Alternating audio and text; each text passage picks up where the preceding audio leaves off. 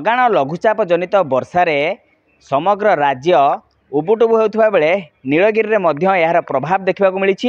ମୁଁ ମୋର ସହଯୋଗୀଙ୍କୁ ବି ଦେଖାଇବା ପାଇଁ ଇଏ ହେଉଛି ନୀଳଗିରି ମହିଳା ମହାବିଦ୍ୟାଳୟର ଚିତ୍ର, ଯେଉଁଠି ଆପଣ କ୍ଲାସ ରୁମ୍କୁ ପ୍ରବେଶ କରିବା ପୂର୍ବରୁ ପାଦ ଧୋଇ କ୍ଲାସ ରୁମ୍କୁ ପ୍ରବେଶ କରିବେ ଏବଂ କ୍ଲାସ ରୁମ୍ରେ ମଧ୍ୟ ପାଣି ଭିତରେ ବସିକି ଆପଣଙ୍କୁ ପାଠ ପଢ଼ିବାକୁ ପଡ଼ିବ, ପରୀକ୍ଷା ଦେବାକୁ ପଡ଼ିବ। ଏବଂ ଏଠି ସମ୍पूर्ण ଭାବରେ चित्र देखिपे कांथर केते उच्च पर्यंत पानी जमीला, जेहेतु वर्षार मात्रा टिके कमी, तेणुक पानीर स्तर टिके तलक आसी जो कॉलेज कर्तृपक्ष मैंने रही से माने विभिन्न उपाय करी किपरि भाव में पानी को निष्कासन करा जाय परिबो तार व्यवस्था करिया परे टिके टिके पानी एबे कटिबा आरंभ होइछि। एवं जेहेतु वर्षा लागी रहुछि, जदि एहिपरि भाव में वर्षा लागी रहे तेबे वर्षार पानी निश्चित भाव में जेपरि भाव में क्लासरूम रे पशुला आगामी समय रे मध्य सेमति क्लासरूम रे प्रवेश करिवो। देखिबे किपरि भाव में इटा पकाई क्लासरूम को प्रवेश करा जिवो, सेति मध्य व्यवस्था करा जायछि। एवं मु आपनको चित्र मध्य देखैबी किपरि भाव में क्लासरूम रे मध्य पानी भरिकी रहिछि। एवं देखंतु ये जेहेतु 5T रे सबु कॉलेज गुड़िकर रूपांतरीकरण करा जायतिला एवं परवर्ती समय किपरि भाव में से सब व्यवस्था देखा न मिलियो तार चिंता करा जायतिला, किंतु देखंतु संपूर्ण भाव में क्लासरूम भितर मध्य पानी रही। एवं जेहेतु जो क्लासरूम रो बेंच गुड़िकरे छात्र छात्री बसी पाठ पढ़िबा कथा सेही क्लासरूम रो बेंच गुड़िक लदा जायछि एवं संपूर्ण भाव में क्लासरूम रे पानी भर्ती होई रही। एवं जेतेबेले पिला माने एठाकु पाठ पढ़ाई आसुचंती क्लास करने आसुचंती सेमाने बाध्यवशतः जेहेतु कोर्सर चाप रही से बाध्यबाधकता भाव में से ओदा क्लासरूम रे पाठ पढ़ा पड़ुछि।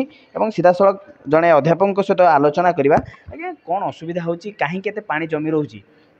प्रबल वर्षा हबारु पानी जमीबार कारण आमर चतुर्पार्श्व जनबसती एवं जो डाहाण पार्श्व गोटे फांका जगह थिला से जगह माटी पड़ा फल से माटी पड़ा फल पानी गुड़िक पास कर पारना। द्वितीय कथाटी है कॉलेजर एंट्रांस रे कॉलेज एंट्रांस रु रास्तारू सब पानी जाक गड़ी आसुची, कारण सौंदर्यीकरण होता महाविद्यालय सौंदर्यीकरण फल आम कंक्रीट वे को देखिलु, किंतु पानीटी सब बेले आसिक यही जगार रहा फल से आम पाखे भी टी हुए तो दूरदृष्टि अभाव थाईपे कहार से कहूना।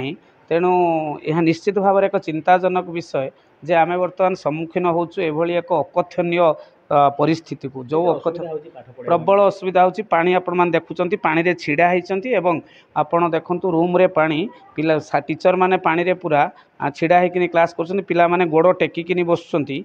तो ता भितरे एई पानी पुणी ये नर्दमार पानी जोठी आमे दुई पार्श्व दुईटी लैट्रिन बाथरूम अच्छी तार जल मध्य निष्कासित हो पारुनी, अधिक जल है बेलू से जल या सहित मिश्रण होकिनी आम एभली एक अकथनीय परिस्थिति सम्मुखीन होचु। निश्चित भाव में आप शुणुले किपर भाव में जड़े अध्यापक तांकर असुविधा को बयान करते एवं देखो निश्चित भाव में पिला माने से पानी भितर बसी से परीक्षा दौरान मोर सहयोगी भी देखापी पिला किपर भाव में असुविधार सहित बसी पानी तले पानी रही ऊपर पिला बाध्य हो परीक्षा दौरान एवं जो अन्य अध्यापक रही सहित सीधासलख आलोचना करवा जे किपरि भाव में कौन असुविधा होची एवं कौन भय रही से निश्चित आज्ञा जितेबाला पिलाने आसुँच परीक्षा देवाई गोटे सुस्थ वातावरण में पाठ पढ़ाई कहुच्छी, कितु देखला बेलू वातावरण एत असुविधा पिला पानी भितर बुड़ी पाठ पढ़ाई पड़ुची। अनेक समय क्लास छुट्टी रोक जेहतु पानी रोचे कौन करने पड़ुची, केते असुविधा सम्मुखीन होती क्लास नापी?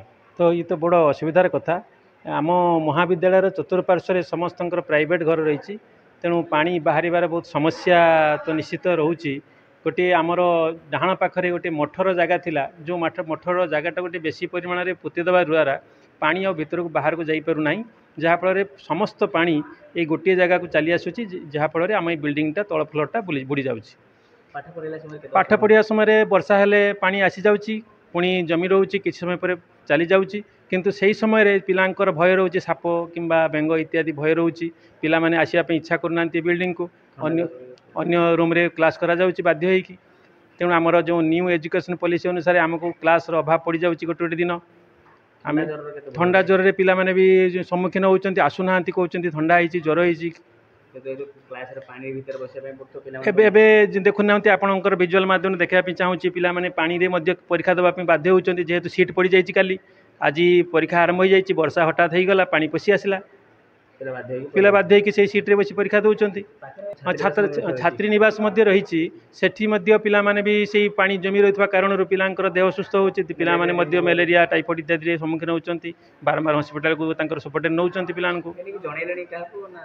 ନା ଏ ବାବଦରେ ଆମେ ଜଣେଇ ନାହିଁ କାହାକୁ, କାହିଁକି ନା ଏତେ ବର୍ଷା ଆଗରୁ ହେଉନଥିଲା, ଆମେ ତାର ମୁକାବିଲା କରିଦେଉଥିଲୁ। ବର୍ତ୍ତମାନ ଯେଉଁ ପରିମାଣରେ ବର୍ଷା ହେଉଛି ବାଲେଶ୍ୱରରେ, ଯାହାଫଳରେ ଆମେ ଆଜି ସକାଳଠୁ ବେଶୀ ତାର ପରିମାଣଟା ଭୋଗରେ।